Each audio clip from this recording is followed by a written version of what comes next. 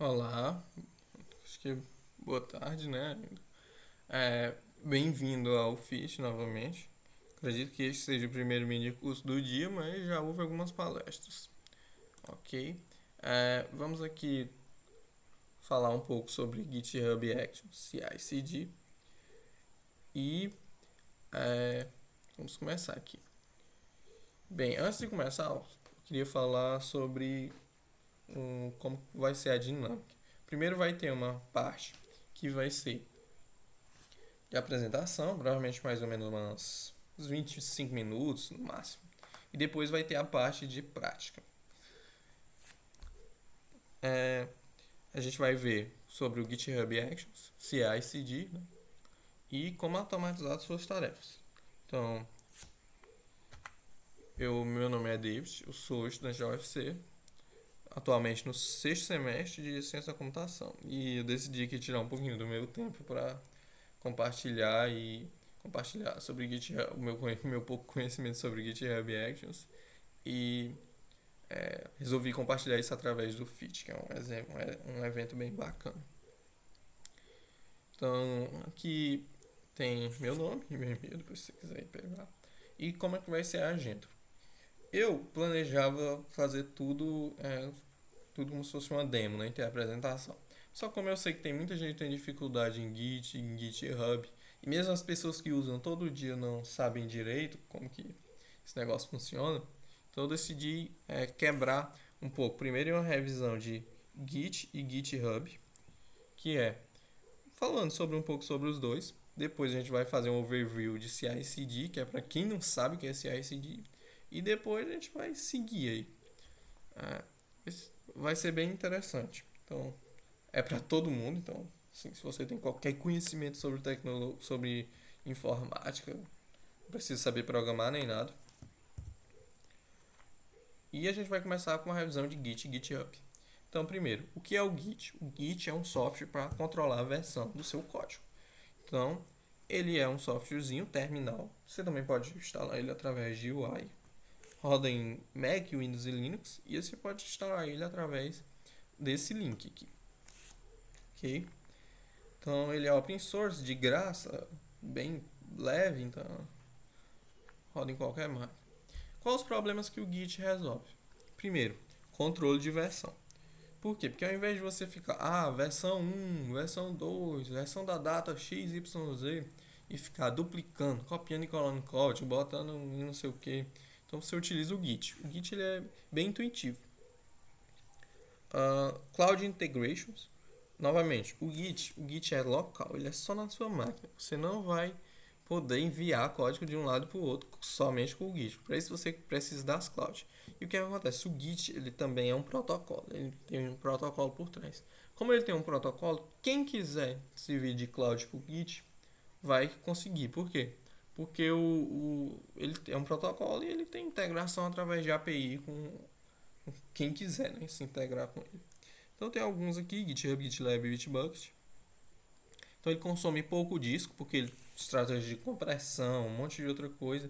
E, por exemplo, se tu tem 100 arquivos e de uma versão para outra só mudou uma linha em outro, ele só vai guardar essa uma linha aqui, trocou, ele não vai copiar e colar tudo não. E como eu disse, ele é simples e faz o desenvolvimento ser bem rápido. Quais são os componentes do Git? A gente tem o repositório é onde fica tudo. Por exemplo, qual é a primeira coisa que eu crio quando eu vou trabalhar com Git? Repositório. Dentro do repositório, o repositório é segmentado em branches. O que são branches? São ramificações, né? A tradução mais literal. Mas aqui no Git eles trabalham como linhas do tempo, digamos assim. Então, por exemplo, existe uma linha do tempo em que a feature de login está sendo feita e na outra a feature de ordem, né, de pedido. O que acontece? Eu não posso fazer essas duas juntas. Então, como que o Git trabalha? De um lado tu faz e do outro lado a outra pessoa está fazendo. Então elas estão ali paralelas, são linhas do tempo paralelas, são versões paralelas, dentro do mesmo repositório, que uma hora vão se misturar. As branches, elas são marcadas por commit. Commit são pontos dentro da branch, ou seja, terminei tal coisa, finalizei tal coisa. Então, um commit. Isso é um commit. E o que são as tags? As tags são commits especiais. Ou seja, por exemplo, tem um commit que ele é tão especial, ele é tão especial que você cria uma tag para ele, para ficar mais fácil de identificar. Então, dentro do repositório, eu identifico ele por branches, commits, tags e tem outras coisas também, mas principalmente é isso. Vou sair aqui para a gente trabalhar aqui no terminal. Então, vou subir aqui o terminal para cima. Aqui vocês estão vendo o terminal. Eu vou entrar dentro de uma pastinha aqui que eu chamei test fit. Como que eu inicializo o repositório? Git init. Se você tem o git instalado, você vai ter esse git comando. E aí, se eu der um git status aqui, ele vai estar na branch, mas dizendo que não tem nada ainda. Então, enfim, né? Vamos criar aqui um arquivo chamado master, né? E o conteúdo dele vai ser master. Você pode criar isso aqui por onde você quiser, né? Sublime, Visual Studio Code. Se eu der aqui, tem o master. Se eu der git status, tem o arquivo master. E o que é que ele está dizendo aqui? Você modificou o arquivo, mas não me disse ainda. Como que eu digo para o git? Eu faço git commit ponto. E aí existem várias formas. Por exemplo, o ponto é uma regex. Então ele vai pegar todos os arquivos. Mas vamos supor que eu queria só o master. Então eu digito só master. Ah, mas tem outra forma de eu pegar todos? Tem, através do all. E, enfim, né? Mas eu gosto de utilizar o ponto. Na verdade não é git commit, é git add.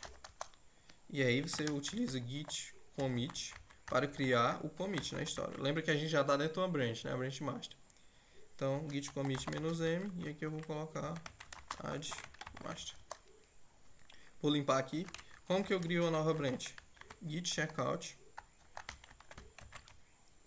menos git checkout fit barra login. Então, o que ele disse aqui? Diz que não existe essa branch. De fato não existe porque a gente não criou, né? E aí como que eu faço para criar e entrar numa branch? Com o "-b". O "-b" eu vou criar e entrar dentro da branch. Então, agora se eu der um git status. Então, tá aqui dentro da branch, ó. E se eu der um ls, eu já tenho todo o conteúdo antigo. Se eu der um nano criar aqui login, e botar login, Ctrl X, yes, login, der um ls, então apareceu o login lá. Se eu der um git add, git commit "-m add login, então tá aí. Como que eu volto para master? Git checkout master. Se eu der um ls, só tem o master, não tem porque o outro estava na outra branch. Vamos criar outra branch lá do exemplo.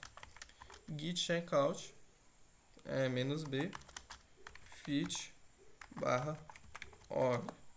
Então vamos criar nano order. Lembrando que esse nano é o que eu estou utilizando aqui para editar os textos. Então você pode editar com qualquer editor. E vamos dar git commit, git add, git commit, então "-m add order. E vamos voltar para master. Então detalhe, ó, tá em lugares separados, em branches separados, por isso que eu não consigo ver aqui.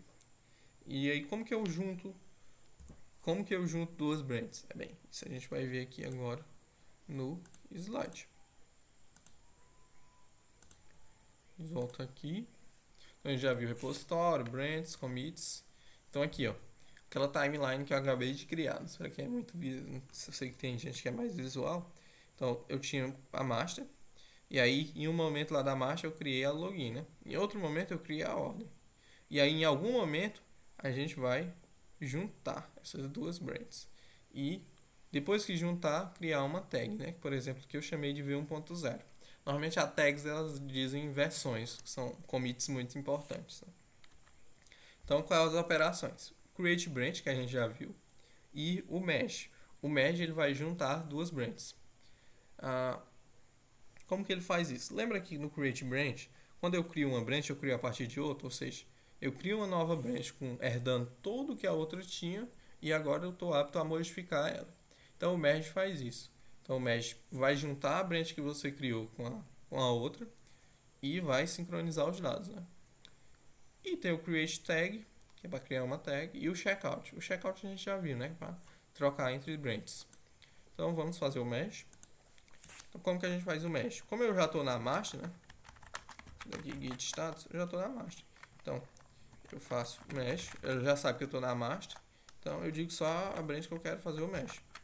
Então fit git mesh, né? Na verdade, git mesh fit login. Se eu der um ls, agora eu tenho o login. E agora se eu quiser mesjar, executar o mesh na ordem, aí ele me dá essa mensagem dizendo, você tem que fazer você vai fazer o mesh com a ordem, então eu vou fazer um commit para ti. O que acontece? Se eu der um ls, tem os dois, né? Então os dois foram misturados. Então eu peguei o conteúdo de duas branches e misturei em duas branches diferentes. E aí se a gente vir aqui em git log, que é o histórico de commits, lembra aquele primeiro commit que eu fiz, add master, depois o add login, o add order, mas eles estavam em branches separados? Sim, estavam, mas eles são trazidos para cá. Como que ele faz para organizar a ordem? Baseado na data. Lembra que eu fiz o commit do login primeiro. E ele faz um commit aqui automático do git. Por quê? Para ele saber que foi feito o mesh. Então, normalmente ele faz esse commit. Por que ele não fez no 2? Normalmente, isso é feito quando tem alguma inconsistência. Então, por exemplo, eu fiz aqui, ó, e beijei com essa outra. Essa daqui, a login, não conhecia a ordem. Então, quando eu botei a ordem por cima da de login, deu uma inconsistência. Então, para ele marcar que esse merge não é um merge automático, não é um merge simples, ele coloca esse commit. Mas, no problems, não apresenta problemas. Quando apresentar problemas, o GitHub diz. Então, acho que era isso. Aqui todos os arquivinhos, vamos voltar para o slide. E parece que vocês não viram, não é mesmo?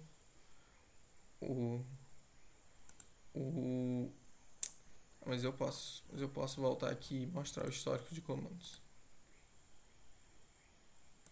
Pronto. Por isso que o Git não mostrou, o negócio ainda não mostrou.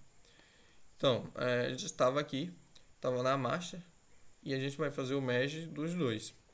Como que eu faço o merge? Precisando git merge e a branch de destino, como eu já havia falado. Então ele faz o merge e agora aqui o arquivo de login, ele está apto, ele veio, né, da outra branch. Depois eu faço git merge order e agora eu tenho o login e o order das duas branches. E aí quando eu executo o git log, que é para mim logar o histórico de commits, então ele vai vir, ó.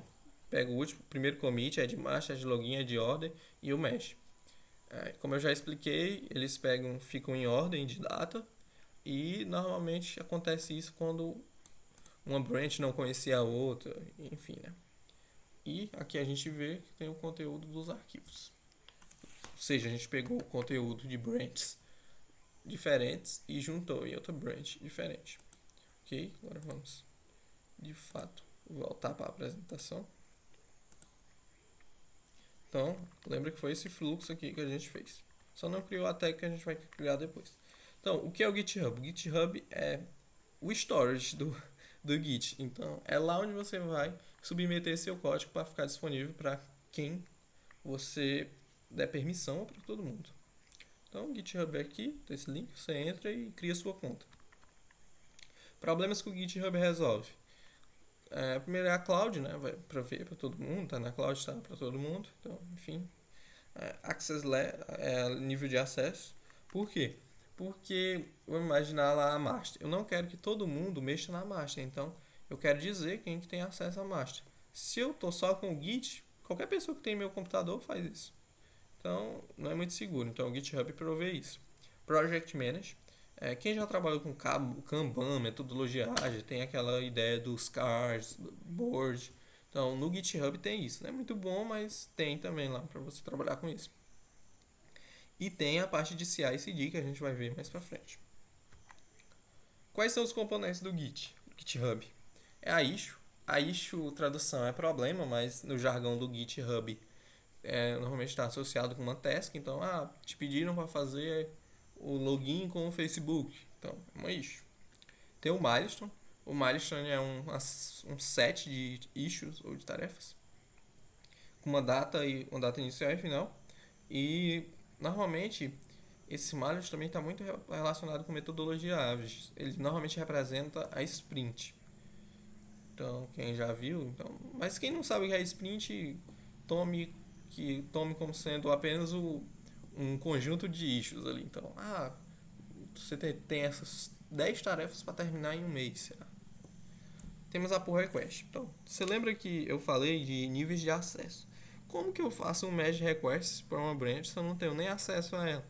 Você faz isso através do pull request. Então você faz, eu posso mergear? Então você vai lá no executar o merge, você vai lá no GitHub e diz assim, eu posso executar o merge para essa branch? Aí a pessoa diz, pode, deixa eu ver teu código. Se tudo tiver ok, aí eu deixo tu executar a pull request, executar o merge. E aí, como que você faz isso através da pull request? Então, você abre uma pull request.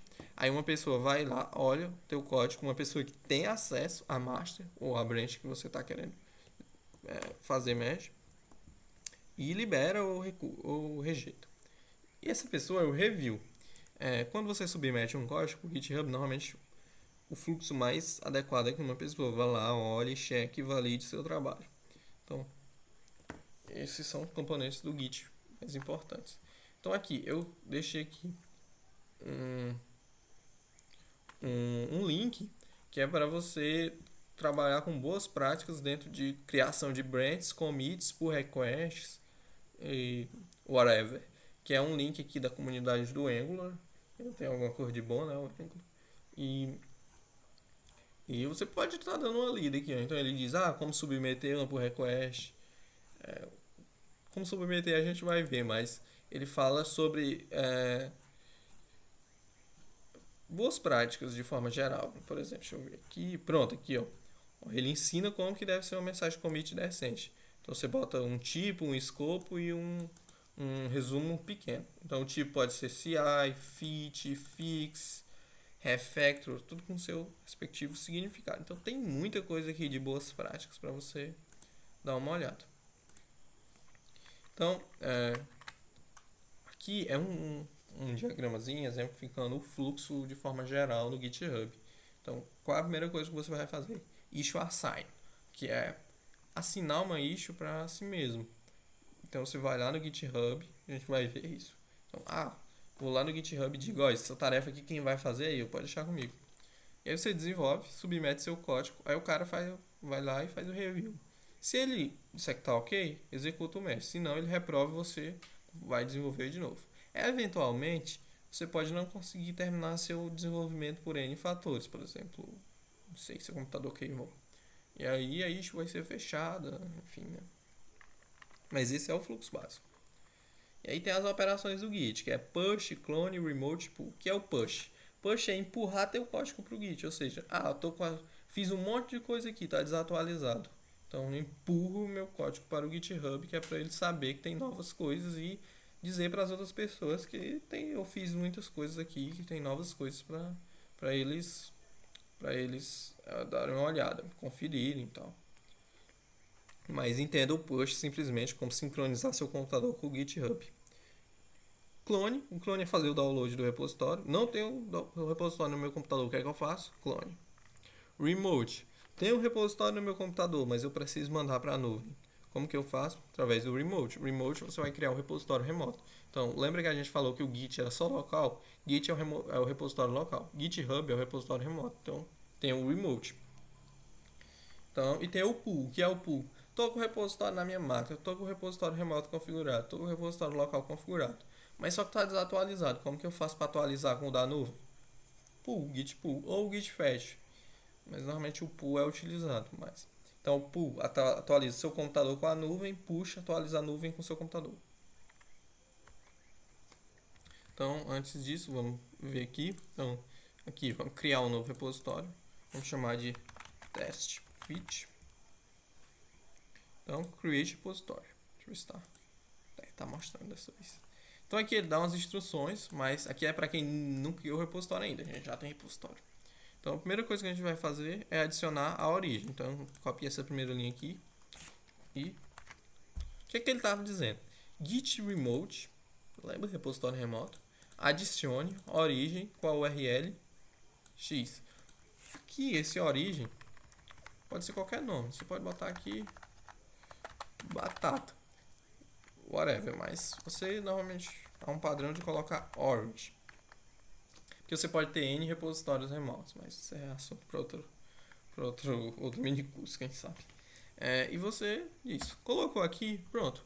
Já está linkado com o GitHub. E aí ele pede para criar uma branch, só que a gente já tem. E aí como que eu empurro meu código do computador, como que eu faço como que eu empurro meu código do computador para o GitHub? Novamente aqui eu vi que o terminal não está mostrando. Mas enfim, como eu disse, aqui é Git Remote Edge e a origem pode ser qualquer coisa. Você pode botar batata, mas tem o padrão. Como que eu empurro o código para o GitHub? Git push origin master. Então, git push. E aí, normalmente, você bota U para dizer que essa é a branch default. Então, git push. Mas aqui só precisa botar na primeira vez. E aí você diz, mas git push para onde? Para o origin. O origin é esse repositório aqui. Mas eu sei, tá, beleza, esse repositório. Qual é a branch? É a master. Você vai fazer aqui. Se foi você que criou, né? Vai pedir a senha. Na verdade, vai pedir a senha de qualquer jeito. Então, ele enviou. Vamos aqui voltar. Deixa eu só colocar aqui. Então, vamos ver aqui, vamos atualizar. Se a gente atualizar aqui, olha aí. Tá aqui tudo que a gente tinha feito. O que é que eu vou fazer? Vou vir aqui em order, vou editar e eu vou colocar from GitHub. E aqui no commit, update from GitHub. O que é que eu fiz aqui? Eu modifiquei o arquivo order. Então, vamos voltar aqui para o terminal. Então, eu modifiquei o arquivo order. Tá, esse menino tá saindo. Eu modifiquei o arquivo order e vamos ver aqui, cat order, né? Dá uma olhada no order. Mas não está modificado. Por quê? Porque meu repositório está desincronizado. Meu repositório local não está sincronizado com o remoto. Como que eu faço para sincronizar? Git pull. Então, se o repositório for privado, ele te pede a senha. Então, se a gente fizer cat order,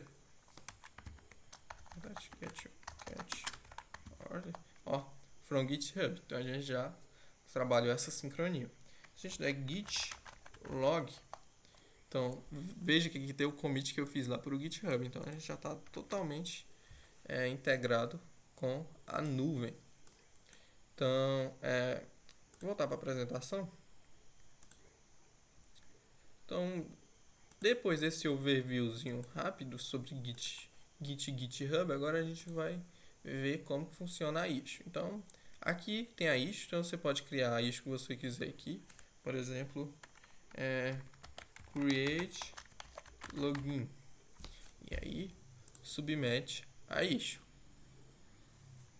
Ok, então a gente já viu como submeter o issue. Como que submete uma pull request? Bem, aqui a gente precisa voltar para o terminal. E a gente precisa criar uma branch de exemplo, né? Vamos criar uma branch de exemplo, "-b". Então vamos chamar de fix login. Aqui a gente vai editar o arquivo de login e a gente vai colocar um fix. Aí vamos para efeito didático, imaginar que eu não tenho acesso à master, né? Então fix login, então vamos dar git. Lembra que agora eu estou aqui em outra branch. Git commit -m fix login. E agora eu vou. Como que a gente faz? Essa branch está desatualizada. Vamos fazer git push. E aqui é interessante você colocar a branch que você está fazendo git push. Que no caso é fix login. Então ele vai me pedir assim.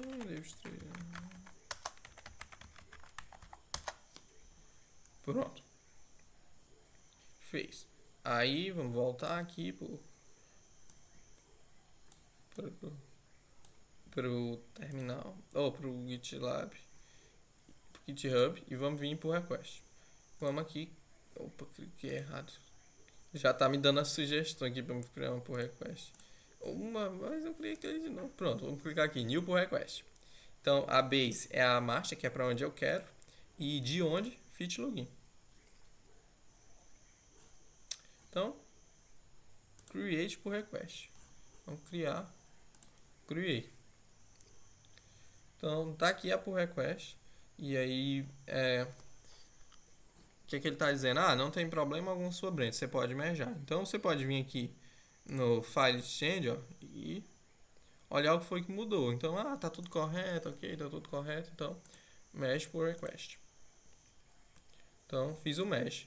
E aí, ó, lembra que como eu fiz o mesh para master, então o arquivo da master está atualizado. Então, se eu vim aqui no login, tem fix login, mas o meu não está atualizado. Então, vamos novamente abusar do git pull e vamos executar git pull aqui. Vamos voltar para a master e vamos fazer git pull. Então, catch login, fix login. Então, aqui tem milestones, depois você pode brincar aí um pouquinho, mas por hora é só isso. Agora vamos voltar para a apresentação. Então vamos agora ao overview, para quem não sabe o que é CI/CD. O que é CI/CD aí são letras, né? São siglas para alguns termos. Então CI significa Continuous Integrations. Então, integração contínua. O que é que significa? Significa que sempre que seu código mudar, eu quero rodar alguma coisa. Por exemplo, eu quero enviar um e-mail sempre que o cara fizer um push na master. Então, para eu fazer isso, eu tenho que utilizar a integração contínua. Como o próprio nome já diz, é contínuo. Então, não é uma vez ou outra, é sempre.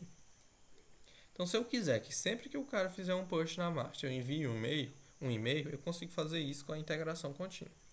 O que é o continuous delivery, a entrega contínua?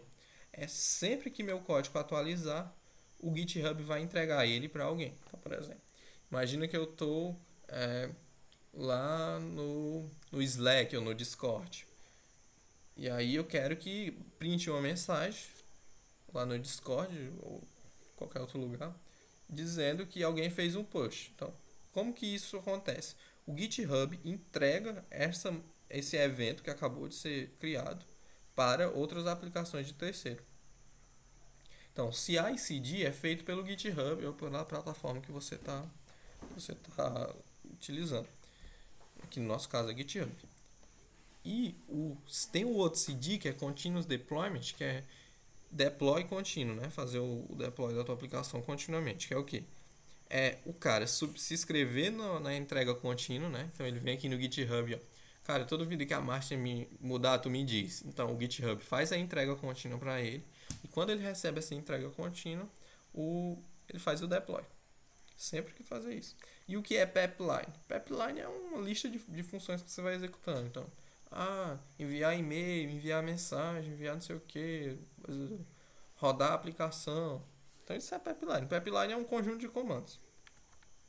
Então aqui a gente tem um exemplo, que é o que? É o plano. Então você planejou suas atividades, você codificou suas atividades, aí você gerou a build. A build já está dentro da integração contínua. Por quê? Porque eu quero que sempre que chegue uma nova versão do código, eu gere o build do código. Aí eu crio os testes, rodo os testes para estar passando. E aí sempre que chegar um novo código, vai rodar os testes. Isso aqui é o legal, não precisa estar me preocupando em rodar na mão. E aí a release. Então assim, sempre que tiver uma nova release, eu vou fazer uma entrega. E sempre que eu fizer a entrega, eu faço o deploy. E aí eu tenho a parte de operação, né, para ficar dando manutenção.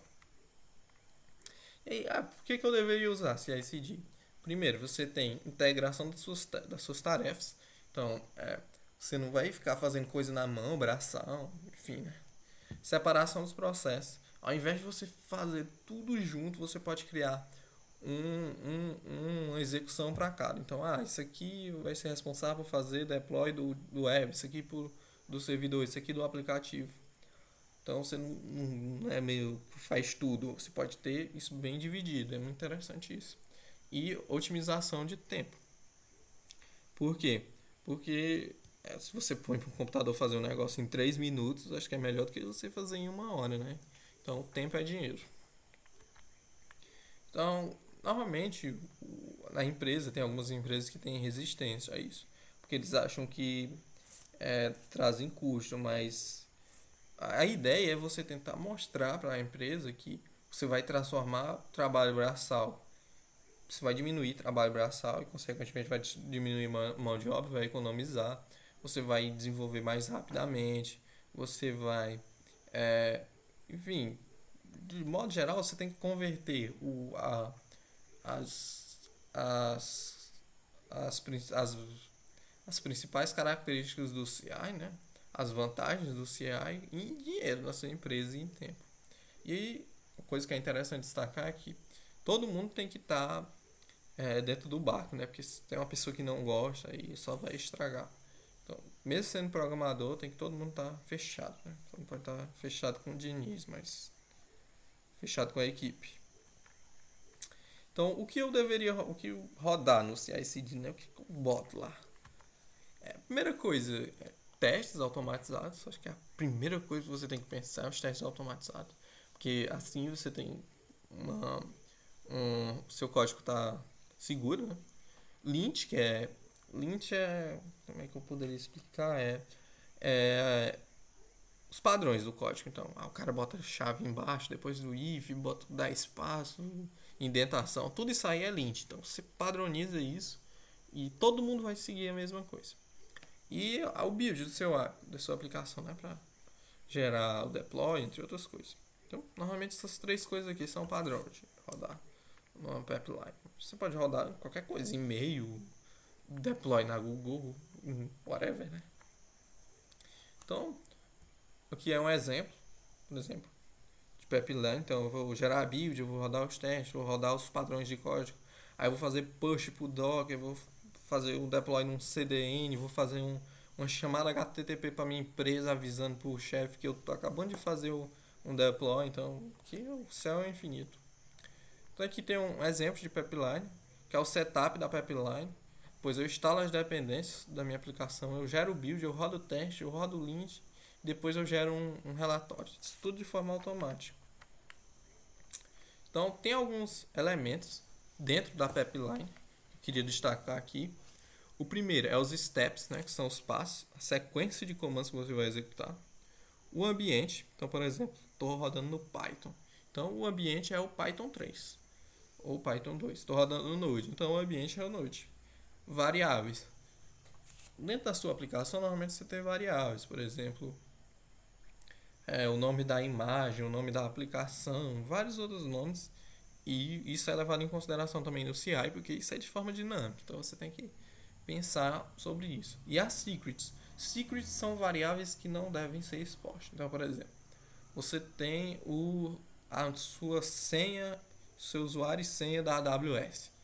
Você não pode estar lá, né? Inclusive saiu um post esses dias que o estagiário colocou e aí depois teve uma pessoa maliciosa no projeto que teve acesso ao histórico, lembra lá do histórico de commit, e aí mesmo que ele tirou essa informação confidencial de dentro do histórico de commit, de dentro do código, mas ficou no histórico. Então a pessoa foi lá e meio que ficou com essa senha. Então, secrets ficam num lugar especial lá dentro do GitHub, a gente vai ver. Vamos agora entender um pouco sobre GitHub Actions, entender como que funciona. Então, não sei se, acho que já ficou claro, mas o GitHub Actions, vamos abrir aqui no GitHub Actions. O GitHub Actions é o serviço de CI/CD do GitHub. Então não tem muito o que explicar sobre ele. Então tudo que a gente viu aqui sobre CI/CD tem no GitHub Actions. E a gente vai agora iniciar a questão aqui um pouco sobre CI/CD. Então, quem quiser tomar uma água, pegar alguma coisa, acredito que esteja sendo ao vivo, esse é o momento, porque eu vou pegar uma água para mim. Então eu vou parar aqui e vocês vão tomar uma água. que agora nós vamos para a parte prática. Então, se com alguma dúvida, se é hora de talvez voltar um pouquinho o vídeo e dar uma olhada, mas agora nós vamos para uma parte prática um pouco mais pesada. A aplicação já está toda feita, então a gente vai focar mesmo só no CI/CD.